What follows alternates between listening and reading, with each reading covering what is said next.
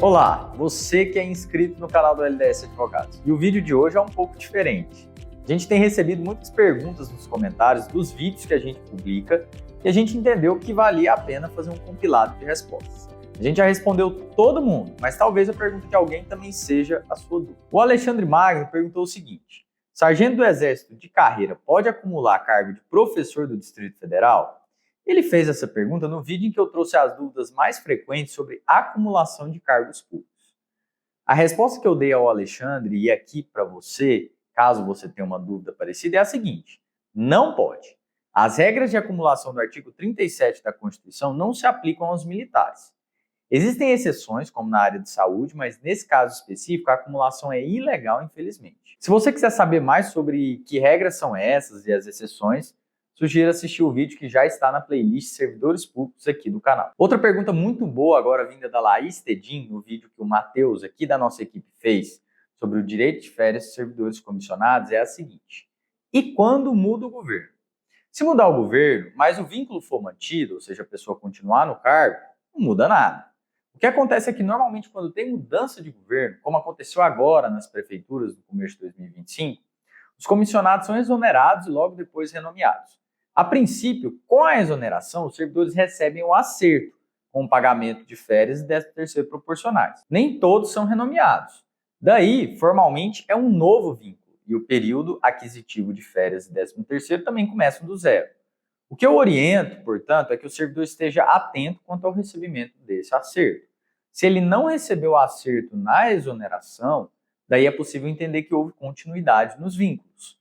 Ou então, ele pode cobrar o recebimento desse acerto. É importante buscar orientação em cada caso. Agora, essa pergunta surgiu no vídeo em que eu explico sobre os direitos de servidores públicos com doenças graves à isenção do imposto de renda. O perfil ANSD8R perguntou o seguinte: fui diagnosticado com câncer no rim em 2019, fiz a cirurgia e faço acompanhamento. Estou me aposentando agora em 2025.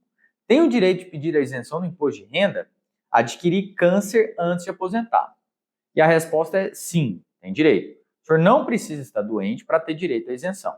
Basta que tenha tido a doença. No caso, a isenção vale somente depois da aposentadoria. Mas é bem tranquilo que pacientes em fase de remissão de câncer têm direito à isenção. Se na via administrativa o seu direito for negado, busque a justiça. Esse mesmo vídeo também trouxe uma pergunta boa do Eric Ferreira da Silva. Se um funcionário público se acidentou em serviço e devido a esse fato ele se aposentou, ele também tem direito à isenção?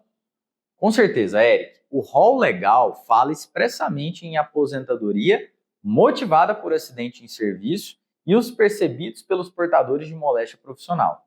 Inclusive, se o servidor for portador de uma moléstia profissional, ainda que não tenha sido aposentado por invalidez, ele tem direito à isenção.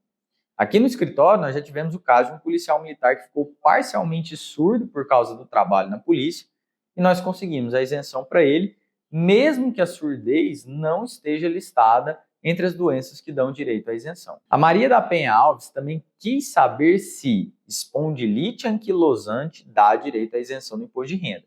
E a resposta é sim. A interpretação que prevalece na jurisprudência é a de que a espondiloartrose, que é o termo previsto na legislação, e a espondilite são equivalentes.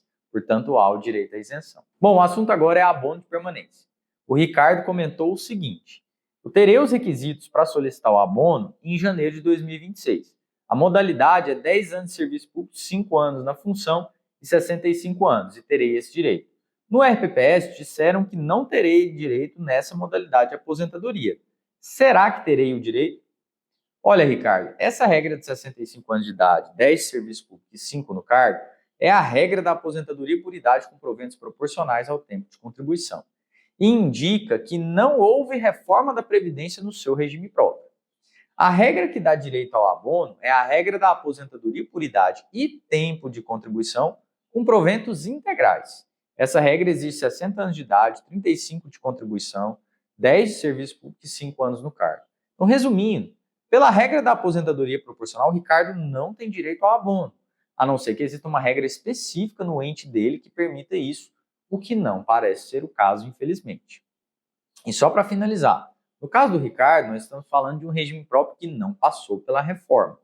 Mas se a gente for analisar um caso onde a reforma já aconteceu, aí a lógica muda bastante. O Jonathan Andreus, no vídeo em que eu explico as questões sobre o desvio de função no serviço público, fez o seguinte comentário: eu sou concursado municipal na função de atendente e atualmente estou exercendo função de escriturário, redigindo ofícios aos demais órgãos do município.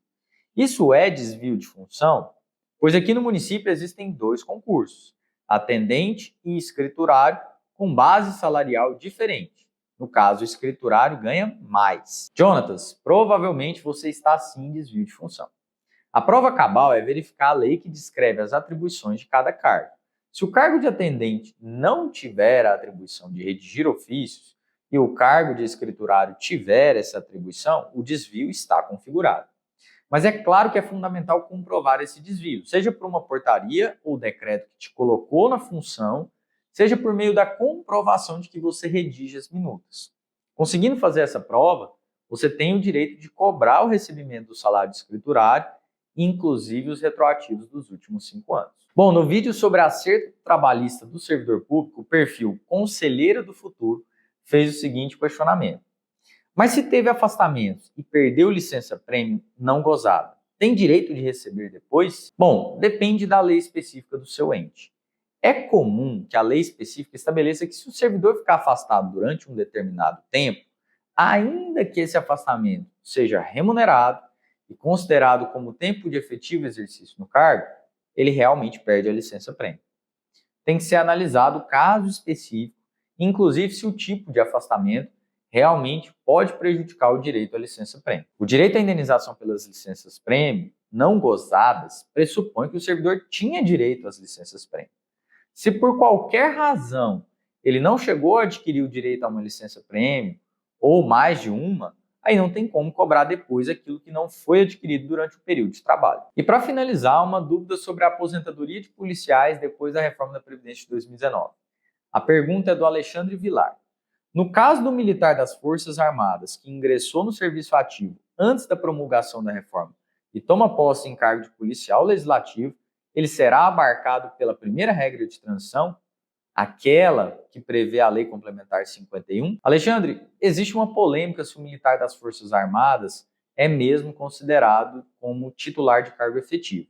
E por isso é comum não considerar a data de ingresso nas Forças Armadas como data de ingresso no serviço público em cargo efetivo para fins previdenciários. Porque os militares das Forças Armadas têm regras especiais e não fazem parte do regime próprio de previdência social da União.